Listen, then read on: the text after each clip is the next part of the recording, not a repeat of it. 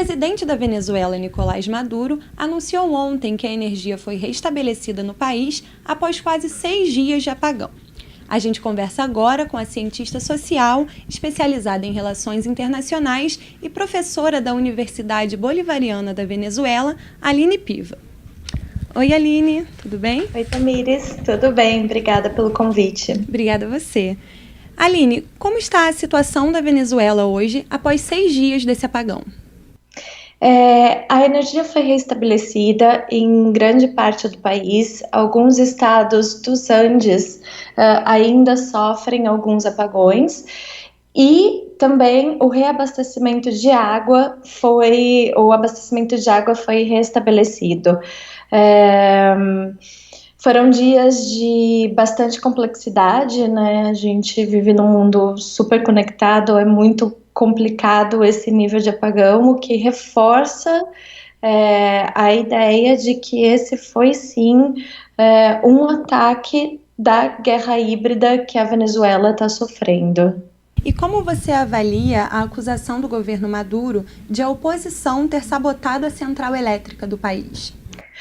Olha, o Wikileaks revelou um documento do governo dos Estados Unidos, que na verdade é um relatório desse grupo chamado Canvas, que é um grupo do qual Guaidó fez parte e que desenhava uma estratégia para derrubar o governo venezuelano. Entre as estratégias colocadas lá estava justamente a ideia de um apagão generalizado na Venezuela.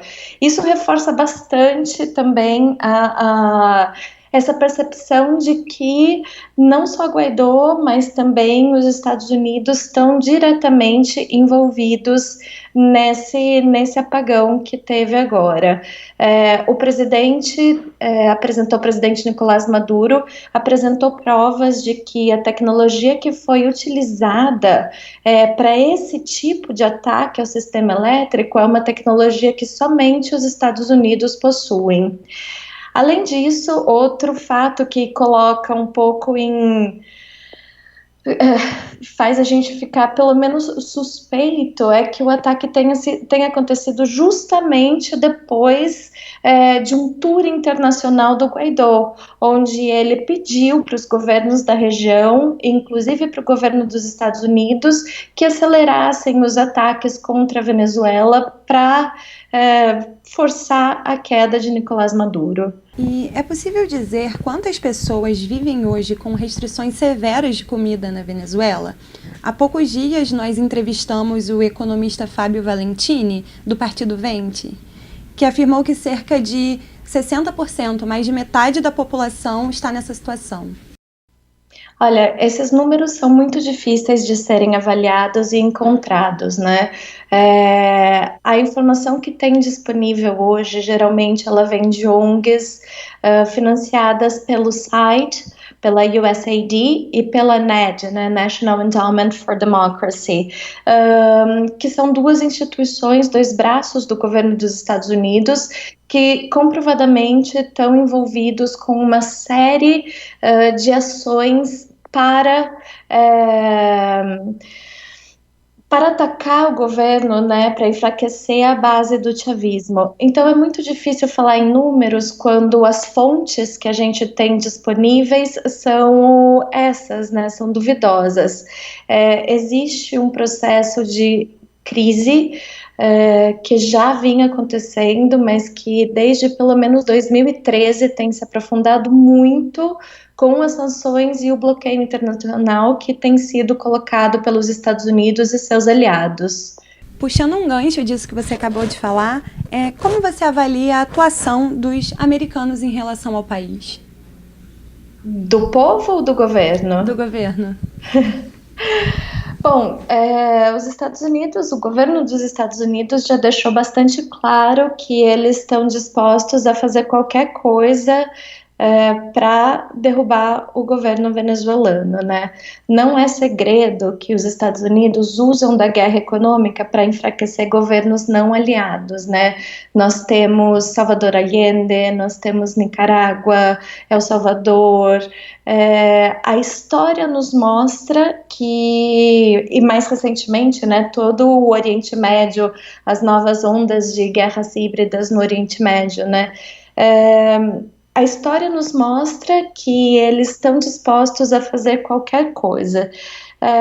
A diferença entre Trump e Obama é que Trump é mais vocal quanto ao tema, mas os ataques seguem sendo iguais, né? É uma questão não só de geopolítica do petróleo, mas também de retomar a hegemonia na região, né? Hoje em dia nós temos governos como, por exemplo, o governo do Brasil, que acho que foi hoje ou ontem que o chanceler escreveu que um dos maiores problemas do Brasil era o não alinhamento total com os Estados Unidos, né?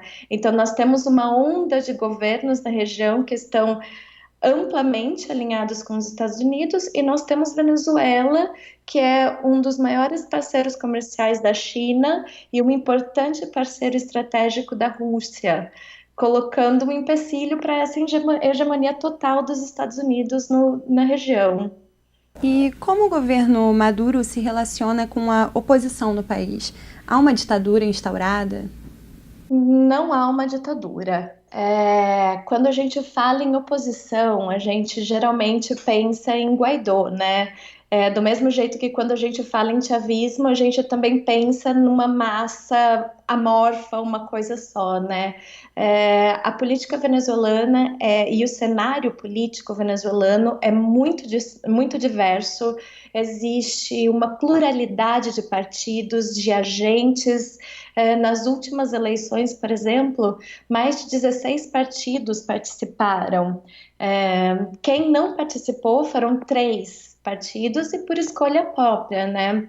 Quando nós falamos em ditadura, existem vários conceitos que precisam ser atendidos para que a gente esteja usando corretamente esse termo. E nenhum deles se aplica à situação atual da Venezuela, né? A liberdade de imprensa, a liberdade de expressão política, há uma pluralidade de expressões políticas no país que não se resumem somente a partidos políticos, e há também o aprofundamento da participação popular na política, né? Que quando a gente analisa o conceito, por exemplo, do que é a qualidade da democracia, você tem espaços para a população participarem da política que vão além somente do processo eleitoral, é algo muito importante. E na Venezuela tem isso.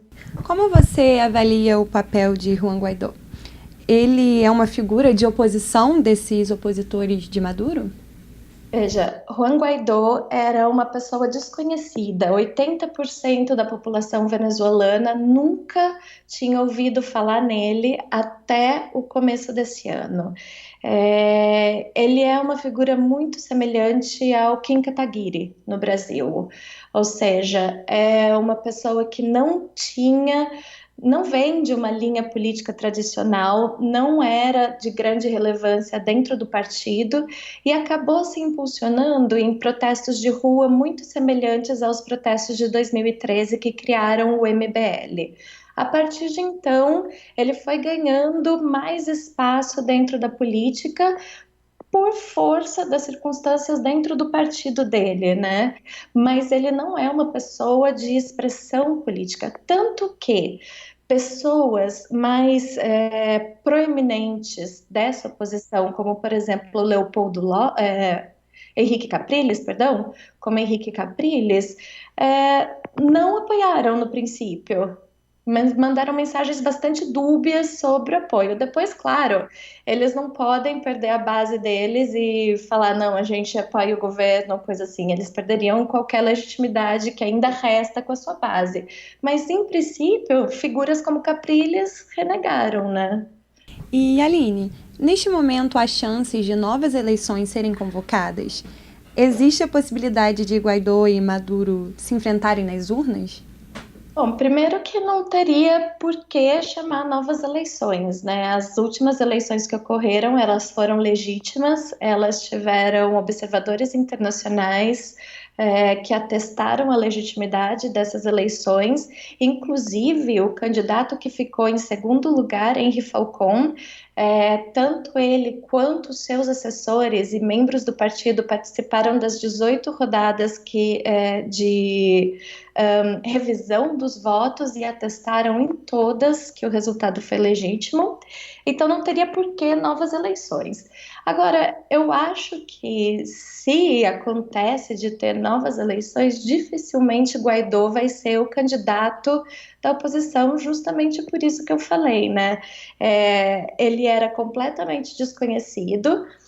Ele fez essa tentativa de um golpe de Estado que fracassou, né? Fracassou desde o princípio. Você não pode dizer que um golpe de Estado deu certo quando não conseguiu que nenhum membro importante do governo, né, das instituições do governo, apoiassem esse golpe. Então ele vem sendo muito desprestigiado na base. A gente percebe isso com os protestos da oposição que já foram esfriando, perdendo, né, força dentro do país. E, Aline, qual tem sido o papel da internet e das fake news na crise venezuelana?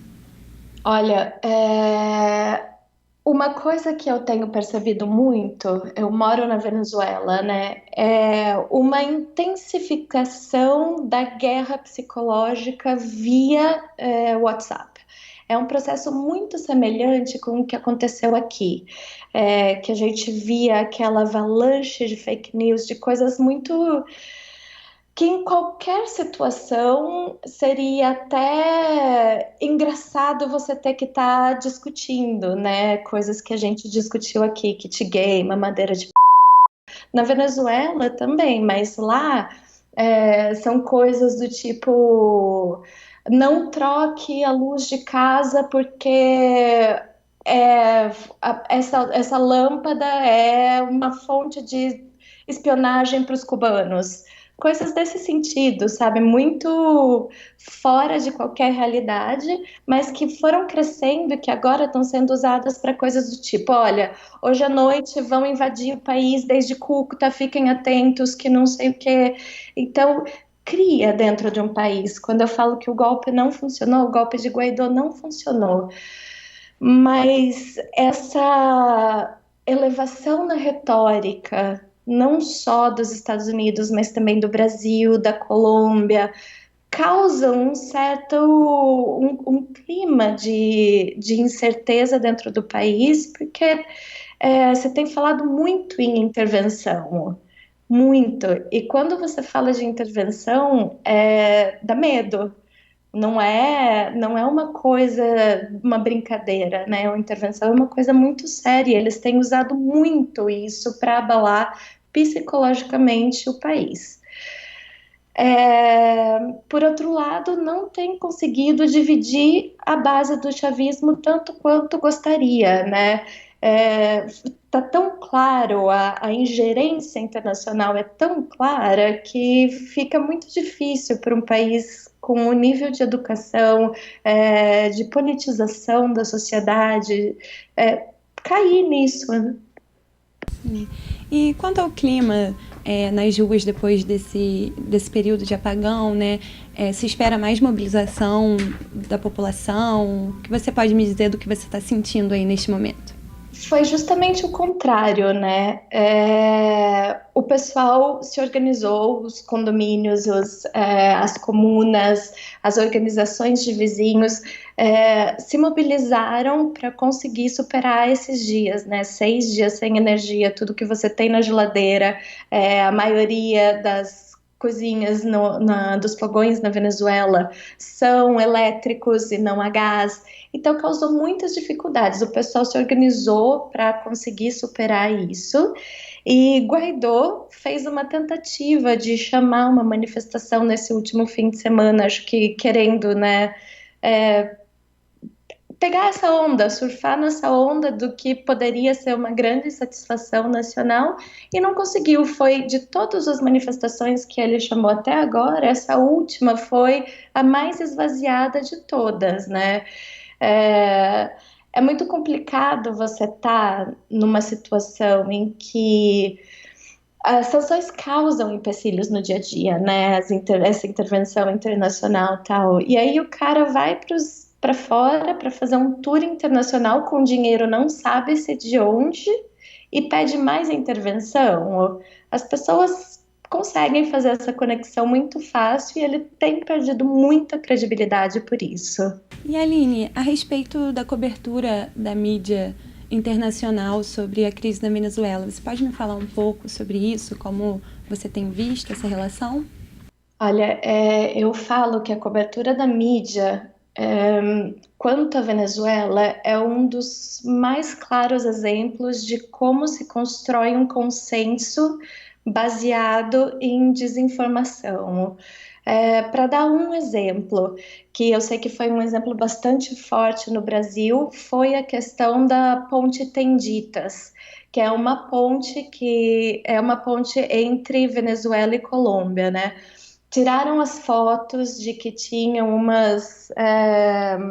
uns containers, que o governo venezuelano tinha colocado containers naquela ponte para não deixar a ajuda humanitária passar. E, meu Deus, como Maduro não pode ser considerado um democrata se ele está vendo o povo sofrer e não deixa a ajuda humanitária entrar. Aquela ponte nunca tinha sido inaugurada. Nunca tinha sido inaugurada. Estava fechada porque ainda não está pronta. Nós vimos Valor Econômico, Folha, Jornal Nacional estampar na primeira página que era o governo que tinha parado. Gente, dá um Google, sabe? Jornalismo 101. Mas por que fazem isso, né? Porque já existe um conceito tão, tão estabelecido, um preconceito tão estabelecido sobre a Venezuela que é muito mais fácil você simplesmente ir com a corrente e justificar aquela sua narrativa do que buscar os fatos. Outro exemplo, recentemente o New York Times teve que desmentir seu próprio jornalista que tinha publicado que o governo, que a Guarda Nacional tinha sido responsável por queimar os caminhões de ajuda humanitária que estavam lá. E aí, na verdade, tem vídeo mostrando que foram os próprios apoiadores do Guaidó que queimaram com um coquetel Molotov. E todos os jornalistas sérios da mídia independente, jornalistas que estavam lá em loco, estavam falando justamente isso. Olha, não foi queimado, tá aqui o vídeo, não sei o quê. Teve que vir o New York Times, um jornal mainstream, para daí as pessoas começarem a duvidar daquela narrativa. Então você cria consensos a partir de um jornalismo de guerra, que nem deveria ser chamado jornalismo, né? Aline, muito obrigada pela entrevista. Eu que agradeço.